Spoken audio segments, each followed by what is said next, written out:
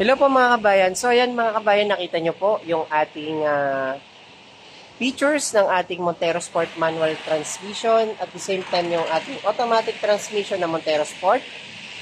Dito sa video natin, nakita nyo naman yung pagkakaiba sa headlight pa lang, sa fog light. Ayan, so nakita nyo naman po ang pagkakaiba.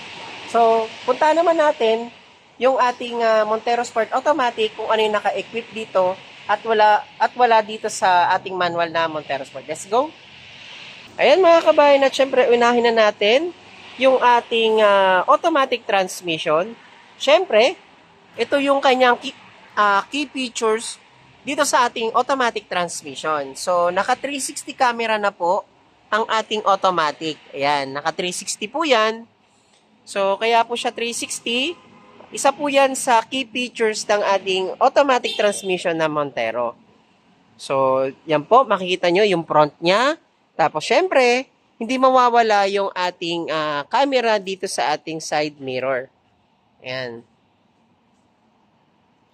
So, ayan. So, yan po yung specs ng ating automatic transmission. Naka 360, camera na po yan. Kaya napakaganda po talaga ng ating automatic transmission. Ito naman tayo sa manual transmission ng ating Montero Sport. So, hindi po siya equipped ng ating 360 camera.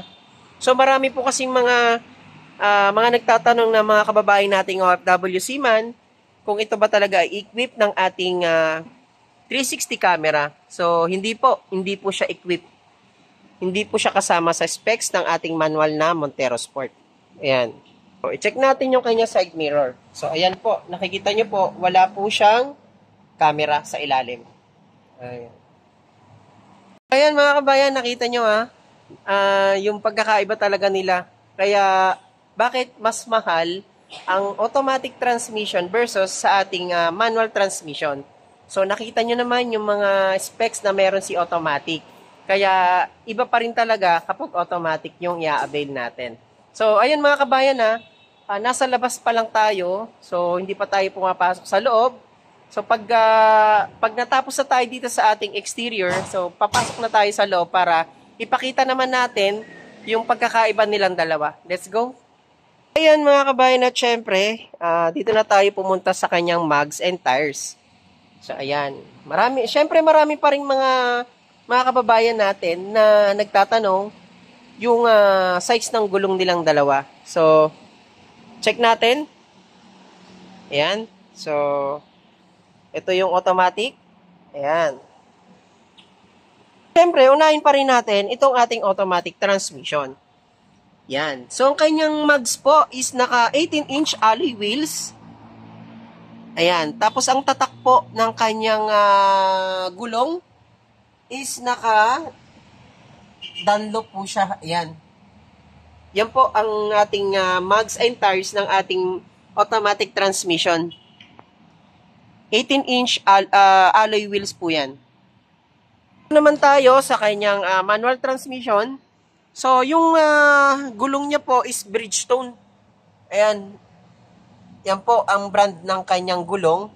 Tapos sa mugs niya po, same lang naman po na 18-inch alloy wheels yung ating mugs versus dito sa ating automatic transmission. So, same po sila ng design.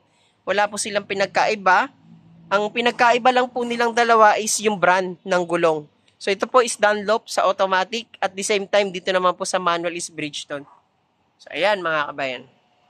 Kita nyo po. Ayan mga kabayan, sa gulong pa lang, may pagkakaiba pa rin pala silang dalawa. So, automatic is Dunlop yung brand ng gulong at sa manual naman is Bridgestone. So, yun yung pagkakaiba nilang dalawa. Pero sa size naman ng mugs is same lang naman sila, naka 18-inch alloy wheels. Pati yung design niya is pareho lang naman. So, yun. So, tara, ikutan pa natin yung meron dito sa labas ng ating Montero Sport.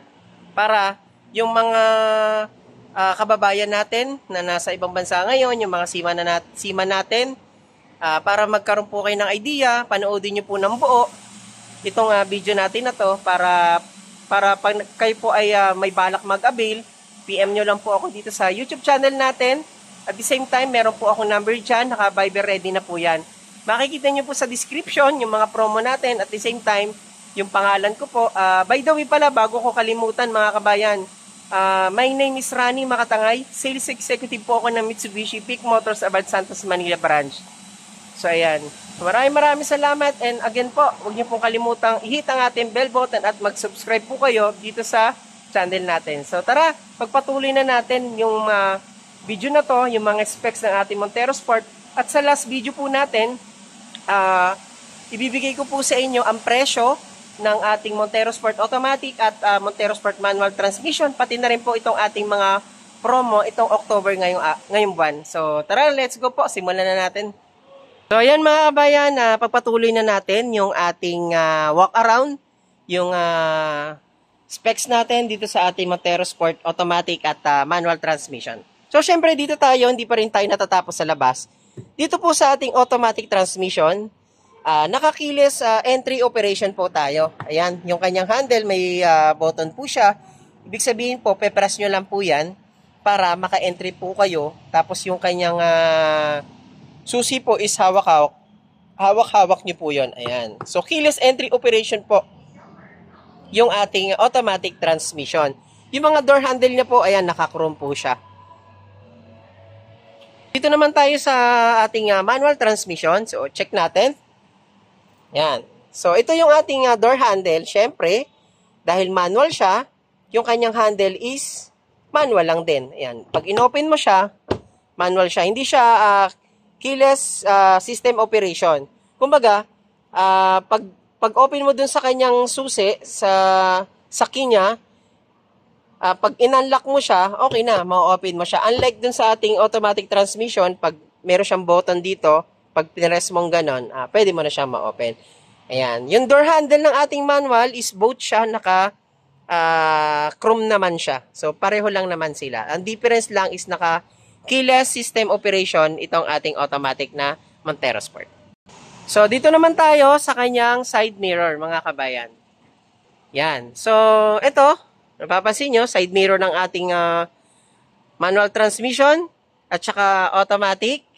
So, kung gusto nyo pong itanong sa akin kung ito po ay naka-autofold na po, yes, naka-autofold po sila pareho. Kahit manual po yung ating Montero Sport, autofold po yan. Both po silang dalawa na autofold po itong ating side mirror. At the same time, naka-integrated turning lights na siya, yung manual natin. Tapos naka-chrome na rin siya. Dito naman sa ating automatic, naka-integrated turning lights na rin. At the same time, naka-chrome na rin siya. Yan. Yan mga kabayan, ang ating pagkakaiba at features ng ating manual na Montero Sport at automatic Montero Sport. Tara mga kabayan, samahan nyo ako. Dito naman tayo sa likod or sa rear tail light naman ng ating Montero Sport. So, check natin kung anong pagkakaiba nilang dalawa. Let's go! Ayan mga kabayan, nandito na tayo sa kanyang likuran ng ating Montero Sport. So, unahin natin syempre sa automatic. Ayan. So, dito mapapansin nyo, meron tayong shark fin or tinatawag na pin type antenna dito sa ating automatic transmission. Ayan. So, equipped na po ng pin type antenna yung ating automatic transmission. Dito naman tayo pumunta sa ating manual na Montero Sport. Siyempre, standard po yan. Pareho po sila merong shark fin or tinatawag nating pin type antenna. So, pareho po silang meron. Yan, mga kabayan. So, dito naman tayo sa kanyang rear tail lights. Ayan, naka L-shape design yung kanyang tail light. Naka LED po yan. Yan. Ito po yung tail light ng ating Montero Sport Automatic. LED type po siya. So, yan. Dito po, yung kanyang reverse light po is naka LED rin po yan. Naman tayo sa manual na Montero Sport. At syempre, pareho lang yan. Naka-LED rin yan, mga kabayan. So, both naman sila naka-LED type, the same time, L-shape design. Ayan, ito po, yung makikita nyo. Parehong-pareho lang po yung rear tail light ng ating automatic transmission at manual transmission. Dito naman tayo sa kanyang sa door handle, dito sa rear. So, syempre, both lang naman sila na chrome. Ayan, ito yung kanyang handle dito sa likod. So, chrome naman yan. Time dito sa manual, both naman sila naka-chrome. Ayan. So, yan po sa mga ating mga nanonood sa atin ngayon. Sana po meron po kayo nakuhang idea, pagkakaiba po ng ating manual at automatic. So, yan. Iniisa-isa ko po para po at least kahit nasa workman po kayo, nanonood po kayo ng channel natin ngayon. So, ayan po yung ating pagkakaiba at mga features ng ating Montero Sport. Ito naman, meron tayong reverse camera. Ayan, equip naman po ang ating automatic ng reverse camera. Ayan, reverse camera po, equip po yan.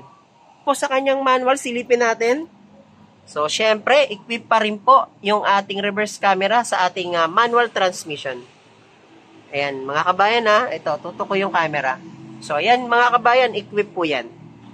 Both automatic and manual transmission. Pareho po sila na merong reverse camera.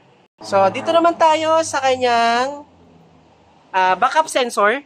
So, ito po ang ating backup sensor ng ating automatic transmission.